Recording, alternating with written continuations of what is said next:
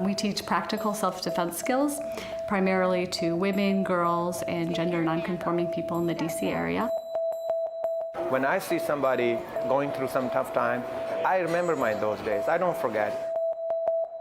I think no matter how good you are at whatever you choose to do, you can always be better.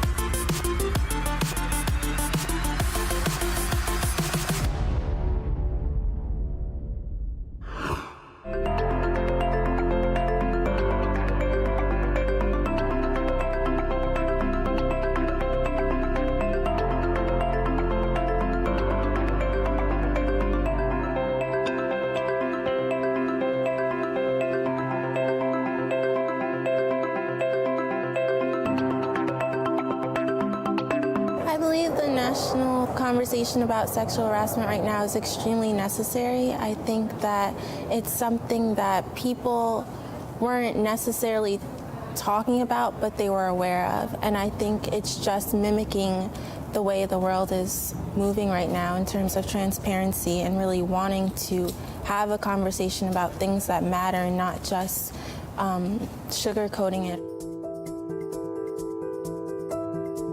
The law is clear on workplace harassment. Any sexual overtures that you don't want, either through words or touch, that could hurt your job position, make it hard to carry out your work, or make the workplace hostile is wrong. It's not only wrong if your boss does it. It could be another manager or a colleague, even someone who doesn't work there. And the rules don't just help women. Men can be victims too. The law also recognizes that both men and women can do the harassing, and that the harasser can be the same gender as the victim. That's just the workplace. The rest of the world can be harder to navigate. As women, we're taught to think about other people's feelings so constantly that even when it comes to an experience of being harassed plainly, the only thing I could think about was the other person's feelings. I wanted to be nicer. I wanted to make it better by my own power of being a better person, a kinder person, and it just didn't work. And I ended up getting assaulted. And it was, the hardest part was realizing after the fact how willingly I abandoned my own comfort and my own sense of safety for another person that I didn't even know.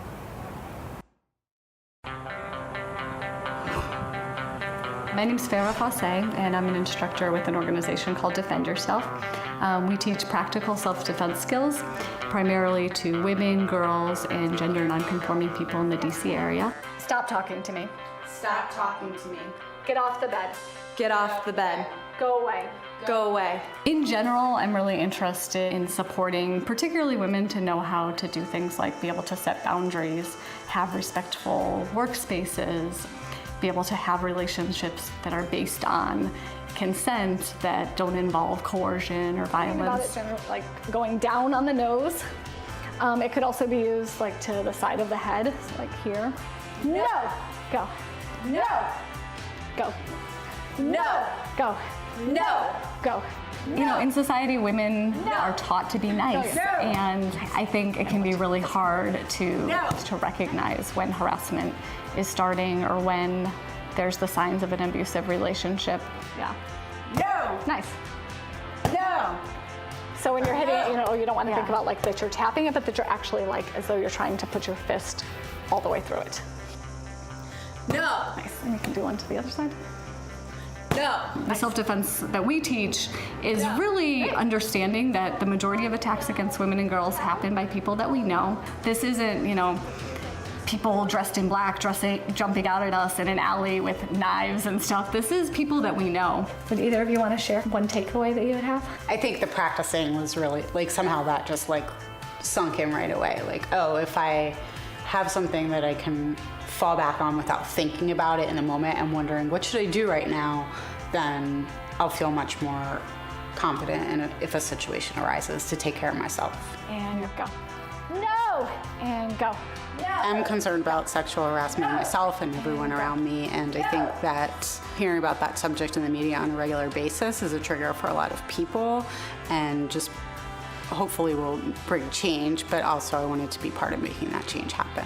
Sexual harassment isn't a new concept, it's not a new thing. I wanted to take this self-defense class really to help strengthen the dialogue around Me Too and really not stop talking about it.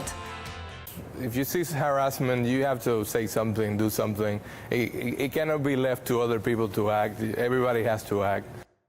The Potter's House is more than just a coffee shop. Along with the Java, they serve up a safe space to chill or to work. I feel like I want to try that next. Managers wanted to create more of a sense of community, so they started with the espresso machine.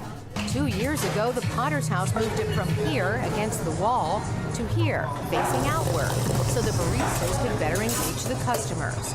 Do you want that ice there hot? Now, with claims about sexual harassment and abuse making headlines, the restaurant industry is looking closer at how customers and waiters interact. I've seen situations where, like, someone's being sexually harassed, someone's being made to feel uncomfortable, and I don't know. I just have no idea what to do. So the Potter's House brought in help to train local coffee shop workers. If they feel like they're going to get away with it and no one's going to call them out. Melissa Yo teaches how to intervene and how to de-escalate the situation. It could be something small and subtle, it could be direct. It's whatever the intervener is comfortable with, but it's to show that there's no one way to step in. These participants discussed how the service industry, with its natural hierarchy between server and buyer, is a hotbed for discrimination. From generation gaps, he apologized and said that he's a creature of the 50s and he's from a different time. To liquor. The person was intoxicated, came in, started to cause a scene. To gender attacks. I hid down on the floor behind the counter and cried. The class placed actions on a spectrum, I'm just gonna go for it, discussing which is more extreme. Then they role-played to better understand sensitivities. The idea is to capture these skills and take them back to their workplace, not only to give their coworkers a hand, but also to stop any abusive behavior directed toward themselves. Carolyn Prasuti, VOA News, Washington. We live in a patriarchal society where already men largely benefit from this in different ways. And although men can be victims of sexual harassment, and there are many who have been, and no one wants to diminish their story, it is a universal kind of experience for women who have been catcalled, who have been touched inappropriately on subways and in public spaces, who have been propositioned, that part of the kind of universal narrative for women in the U.S. is to have been sexually harassed, which is disgusting. The best way to really understand a culture to me is to go and have a meal with the people.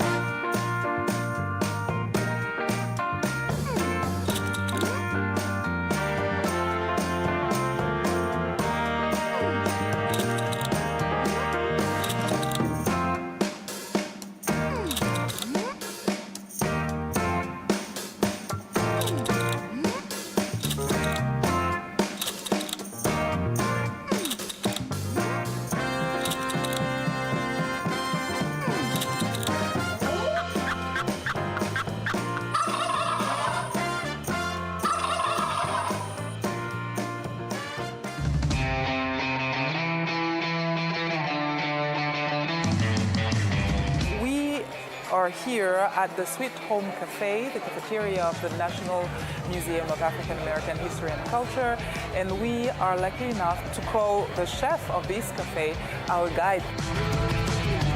So, Chef, we'll start with a tour. Yes, yes. And then we'll cook together. Awesome. I'll feel like I'll be a chef for a day. Yes, you will be. Yay. You will be. Let's go. What we have here is our kitchen. So we have our hotline side here.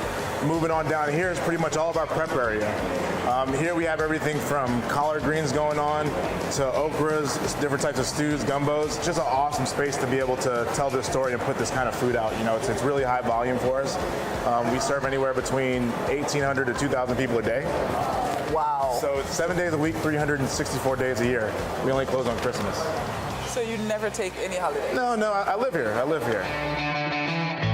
After slavery was abolished, a lot of Africans moved to the West for newer beginnings. A lot of them worked on, chuck wagons, feeding people, working on the railroads, But at the same time, there was this great mix of cultures. You had Native American culture out there, Latin culture, as well as Asian culture. The best way to really understand a culture, to me, is to go and have a meal with the people.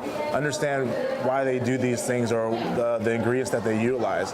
There you'll really see the underlying of, what the backbone of the culture is. And for us, we make great food, but we also tell the stories behind it. So what we'll start doing is building the pot liquor for it. There's actually the liquid that we're gonna braise the greens in. One next thing we're gonna do, we're gonna go ahead and make some mac and cheese. We're gonna add a little bit of our bechamel in there. We've already blanched off our macaroni. Awesome. During our Thanksgiving here, we also feature smothered turkey wings, which is a Southern staple. So what we've done is we've taken them and we've slow braised them. So after they're done cooking, where they're just almost falling off the bone, we'll separate the stock from it and actually build the sauce out of the same braising liquid. And another very important ingredient on the table that you can't miss is cornbread. It's cornbread, yes. We go through a lot of cornbread here, over 500 pieces a day. We bake ours fresh here in house. Simple recipe, a little bit of cornmeal, flour, sugar, eggs and milk, as well as a little bit of honey just to add that nice finishing sweetness to it. Dessert time, still with Chef Jerome, with the infamous sweet potato pie, and I can tell you guys that it smells so good. Do you drink coffee with it or a glass of wine? Things I put with it depends on my mood.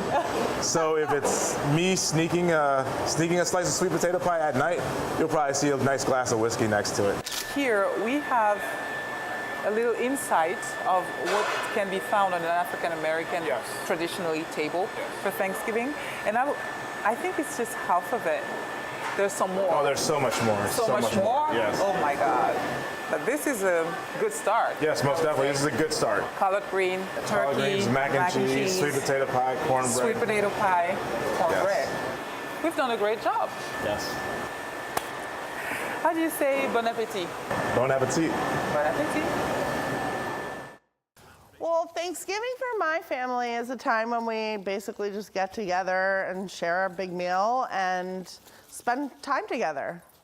As a teacher, I love Thanksgiving for the opportunity to talk about gratitude, which to me is really being thankful for what you have and appreciating the moment, the present moment, and not so much of the things that we tend to get wrapped up in.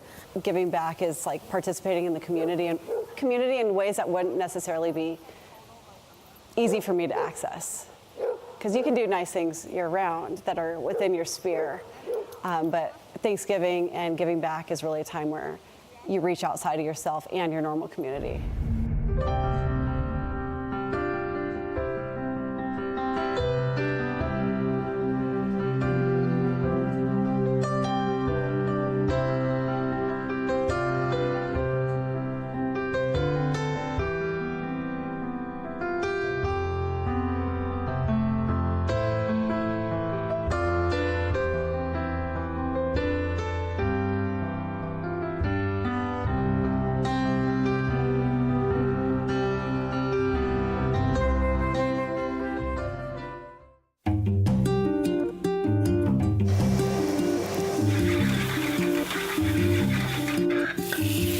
Just blocks from the White House in Washington, you'll find Sakina Halal Grill. Inside, authentic Pakistani cuisine is being prepared for the day.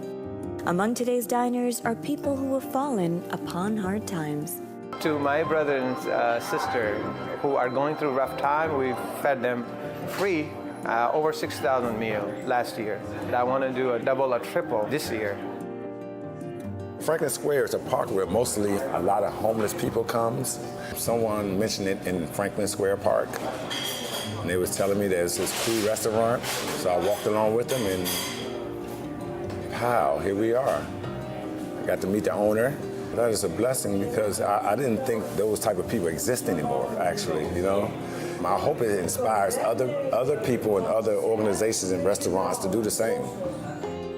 Ghazi Mannan was raised in Pakistan. I grew up in poverty with the 10 siblings. When I was 12-year-old, I was selling ice in the street to make some money. My father was a religious teacher, my mother was a religious teacher. They were always volunteered, just serving community. So there was no source of income when we were growing up. We were very, very poor. So when I landed, honestly, I have $3 in my pocket. This is a dream country where I came. I'm very fortunate that I accomplished many of my dreams. When I see somebody going through some tough time, I remember those days. I don't forget. He's doing something that is incredible. Dignifying another human being and giving them a meal and being kind empowers people. My faith is also, my inspiration that, taught me to be generous, serve humanity, to be kind, be generous, and, love everybody the way you want somebody love you, you know. Ghazi Mannan's generosity does not end at his restaurant's walls. Once a week on Sunday, he joins volunteers and also provides hot meals for people at a Washington homeless shelter. Aisha Galani Taylor, VOA, Washington.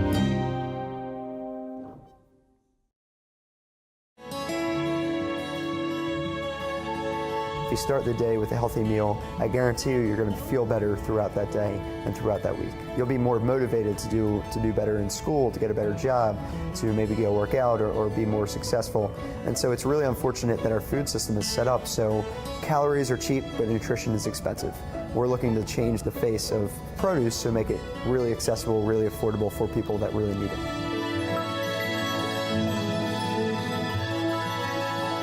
So if you walk down a grocery store aisle and you see perfect looking apple, perfect looking apple, perfect looking apple, imperfect looking apple, meaning it's too big or too small or it has a bruise on it, you wouldn't choose it in a grocery store and that would get thrown away, right? We use the perception of it's not what it looks like, it's what it tastes like. And even the ugly stuff tastes even better than the stuff you would find in a grocery store because it's not processed, it doesn't have wax on it, it's straight out of the grounds, right? So it's even fresher and it tastes even better than the stuff you find in a grocery store.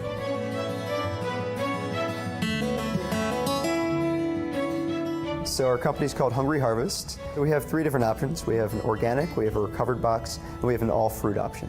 We sell produce with purpose. We hire people that were formerly in prison, we hire people that were formerly injured or were sick, that are living in homeless shelters, that are really looking to get back on their feet and for a second chance in life. Well, I live, breathe, and literally eat Hungry Harvest. So this is my entire life. I'm not unsatisfied at all, not having a life outside of Hungry Harvest. This is what I do, and I love what I do.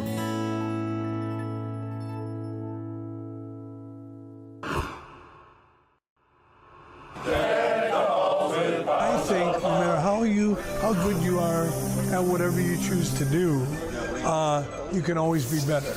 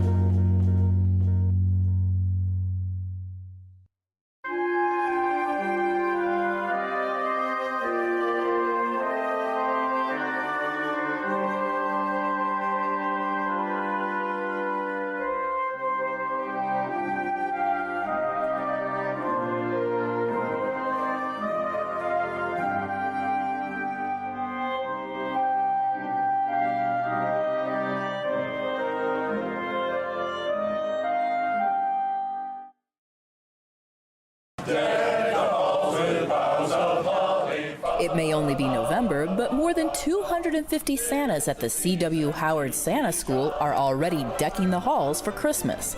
Charlie W. Howard, the featured Santa Claus in the Macy's Thanksgiving Day Parade for 17 years and a consultant on the classic Christmas movie Miracle on 34th Street, started the school in 1937, says Tom Valent, the school's dean.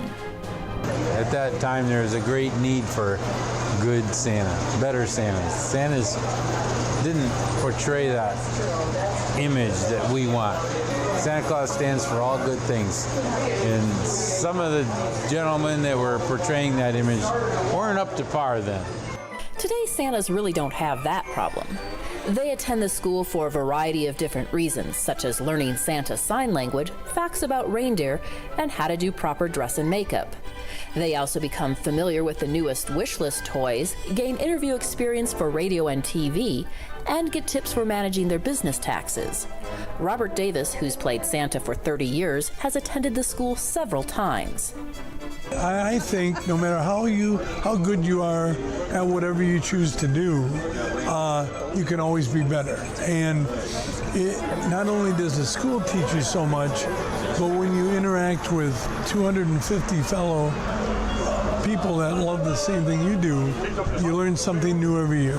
No one knows exactly how many Santas have graduated from the school, but conservative estimates place the number around 15,000.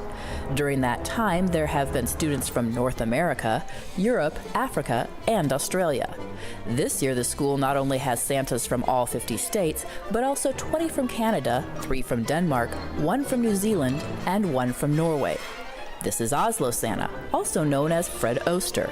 It's his 8th time at the school. I have been Santa this Christmas 65 years.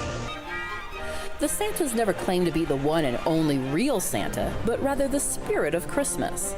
At the school's opening night Santa Walk, they tell visiting children they're cousins of Santa.